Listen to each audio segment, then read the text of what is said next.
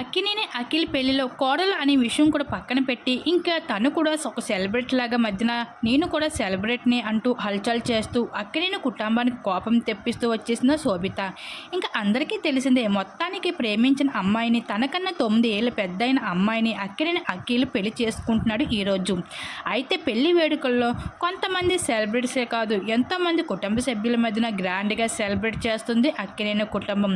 ఇకపోతే అందరూ సెలబ్రిటీస్ లాగా బయట నుండి వచ్చే చుట్టాల్లాగా అక్కినేని అఖిల్ ఇంట శోభిత చేస్తున్న ప్రవర్తనకి అక్కినేని అమలాకి వచ్చిన కోపం అంతా ఇంత కాదని చెప్పాలి.